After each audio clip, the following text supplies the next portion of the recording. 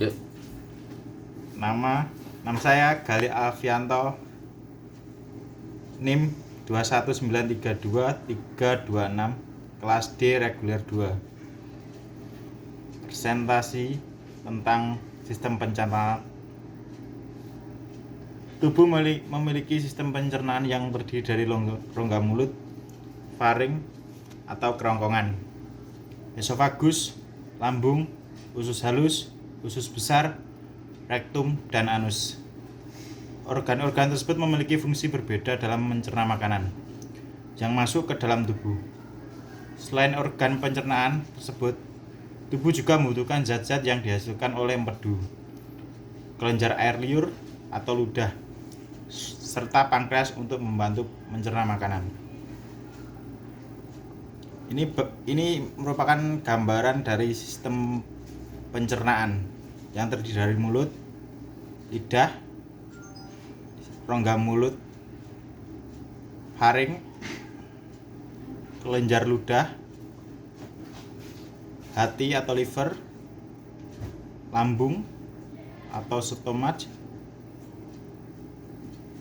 kemudian di dalam lambung ada pyloric sphincter,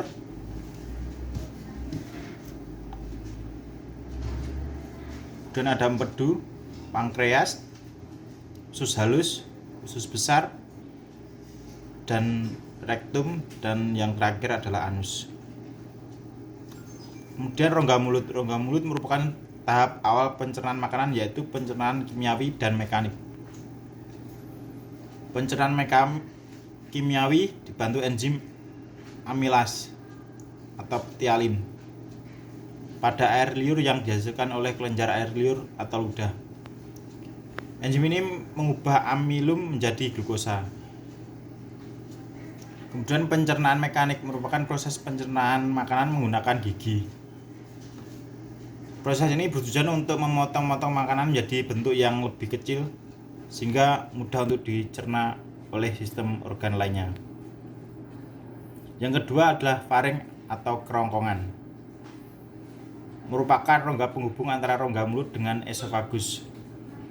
Melalui rongga ini makanan akan masuk ke dalam esofagus untuk dibawa ke lambung.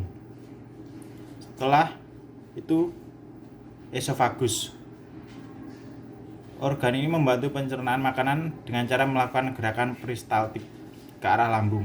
Dengan demikian makanan dapat terdorong menuju lambung untuk memasuki tahap pencernaan selanjutnya. Ini merupakan gambaran dari rongga mulut hingga ke lambung.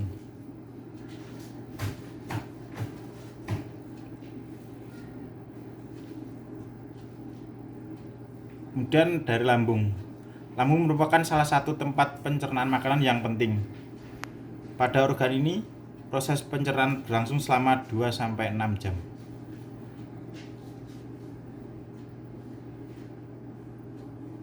Lambung akan mencerna makanan secara kimiawi dan mekanik.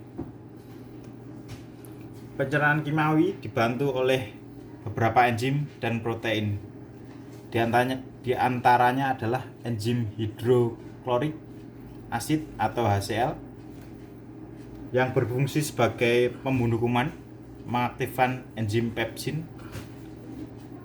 Enzim pepsin itu sendiri merupakan bentuk aktif dari pepsinogen, rangsang gerak katup pada pilorus lambung atau bagian ujung lambung yang menuju usus 12 jari.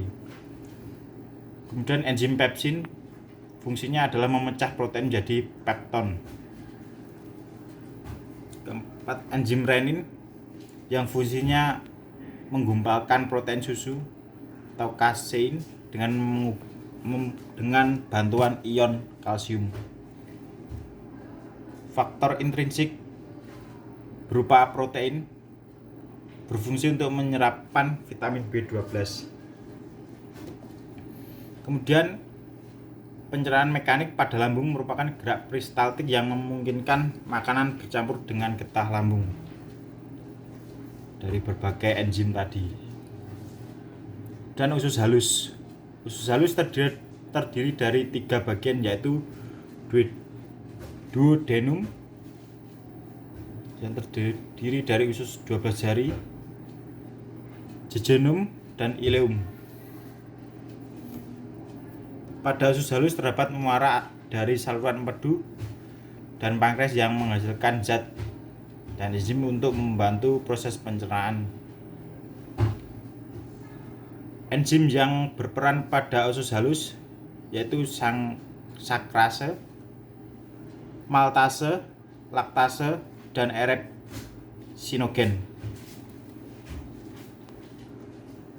Enzim yang ada di usus halus ini memiliki beberapa fungsi.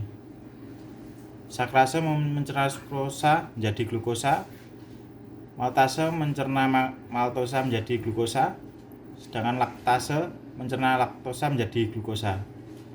Yang terakhir erepsinogen yang diaktifkan oleh enterokinase menjadi erepsin, mengubah peptid menjadi asam amino.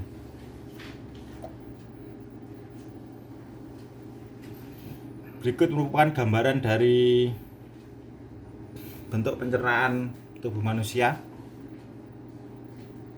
Selain sebagai tempat pencernaan zat gizi, usus halus atau ileum juga merupakan tempat penyerapan zat gizi seperti karbohidrat, protein, lemak, vitamin, dan mineral. Usus ileum atau usus halus memiliki villi yang memungkinkan untuk melakukan fungsi penyerapan tersebut.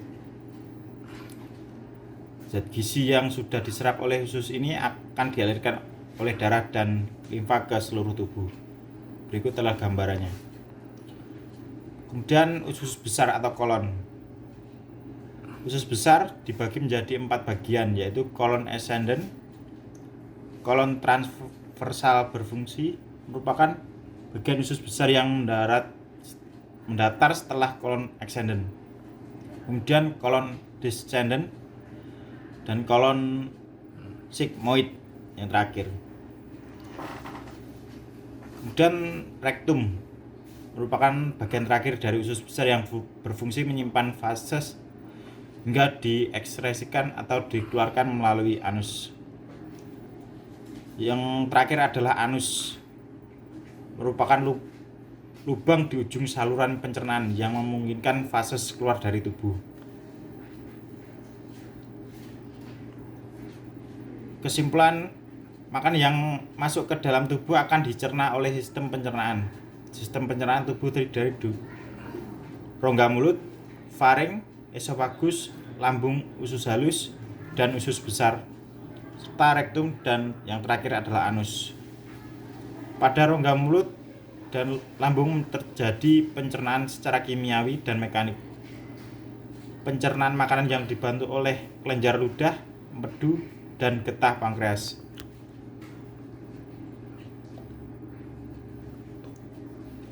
Ya, terima kasih. Itu tadi sekilas tentang sistem pencernaan pada manusia. Saya akhiri. Assalamualaikum warahmatullahi wabarakatuh.